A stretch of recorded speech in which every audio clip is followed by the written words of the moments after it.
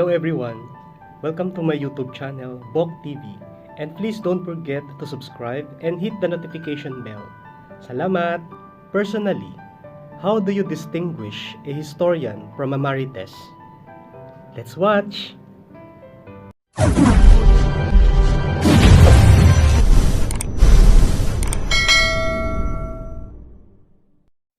For me, historian is someone who studies, analyzes, and talks about past events and share the information to the authority. And this information will benefit the future generation. While on the other hand, Marites is someone who loves to talk about persons past, present, and future and share it publicly. And this information don't have any benefits to the future generation at all. A historian is someone who really did study about history and has sufficient knowledge about important past events. He or she has the interest and good intentions in sharing what he or she knows to the public and to the new generation for the purpose of inspiring them and show them that the history is not perfect. There are mistakes that were made, and for us not to repeat them, we should take a good look at history and try to learn from it as much as possible. Historians also take their time to fact check and do enough research and give credit when credit is due, and to state what or who is the basis for their statements.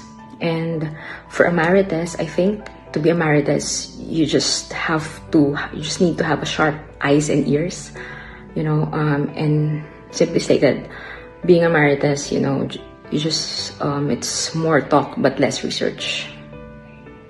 So hi, the question is, how would you distinguish a Marites from a historian? For me, you can easily differentiate them from each other because being a Marites is totally different from a historian. Why? Because Marites are those people who gossips, who keeps on spreading baseless and self-opinion stories that they might just heard. It can end up on commotions and false accusations, while historians, they narrate facts that are based from their experiences and research. They collect informations to make stories proven, and they always seek for the truth. So that is the difference of being a historian from a Marites. Thank you. So I guess both of them differ in purpose. A historian is someone who study and recognize historical situations from the past with knowledge and facts. They are using their voices for educational aims and has the manner to fact check all the infos they have. While Marites simply mind the lives and issues of everyone except theirs, and they are proudly spreading fake and false information. The information they have are best called assumptions. So their difference are completely opposite. One's purpose is to identify our past and nurture it, while the latter is to make up stories and base their opinion on what they chose to believe and see. Thank you. The difference between a historian and a Marites is a historian is using his knowledge and his voice for educational and historical purposes, while a Marites is just watching over the other lives while they cannot mind their own lives. Thank you. Hello, and this is my own personal opinion about Marites versus a historian. First of all, being a Marites represents how this certain person show his or her insecurities about this person.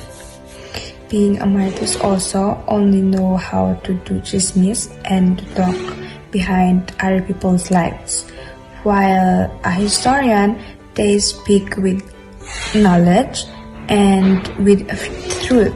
They can support their statements with a strong evidence and with proofs, and that's all.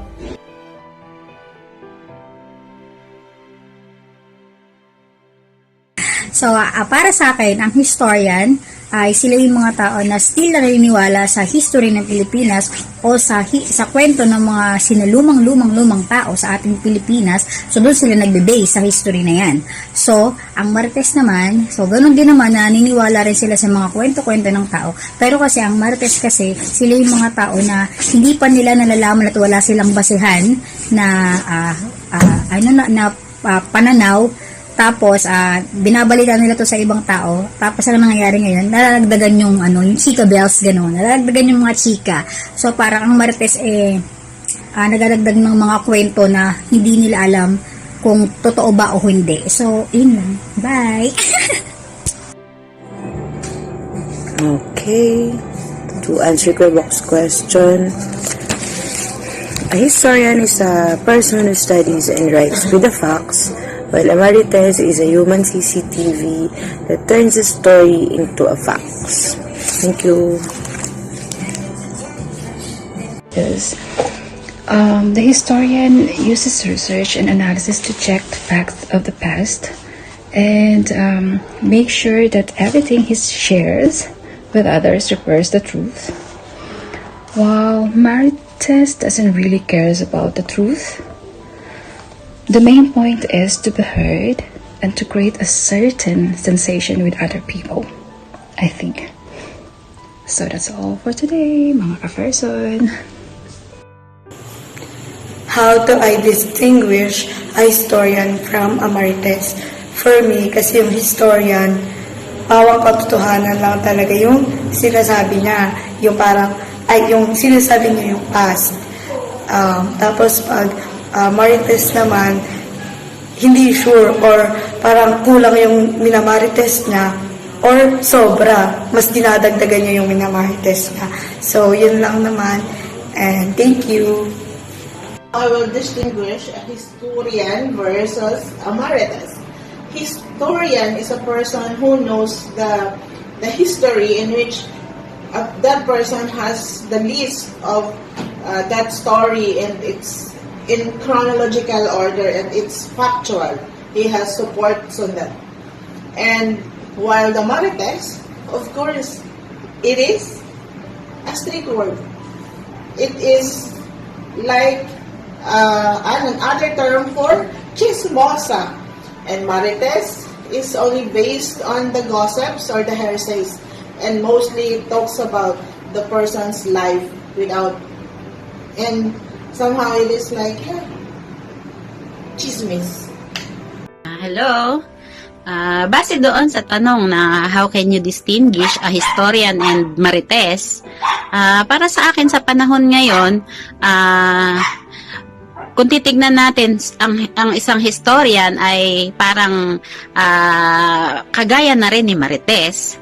Pero ang kaibahan lang nila para sa akin, ang true historian ay lahat ng kanyang sinasabi ay based on facts at ito'y kanyang pinag-aralang mabuti, siniyasat, sinearch, bago niya sabihin yung mga informasyon na patungkol doon sa kanyang mga sinasabi.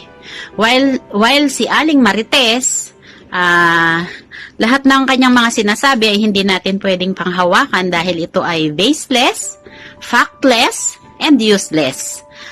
Kumbaga sa kolokyal na tawag ay mema lang, mema sabi. Para sa akin, iyon yung kanilang pwedeng magiging pagkakaiba. Ang historian ay true facts, and si Aling Marites ay mema lang. That's all. Thank you. If you have any comments and suggestions, just put your message on the comment section below. Thank you! Thank you for watching. Please don't forget to subscribe my YouTube channel, BOKTV. Maraming salamat. Paalam! you.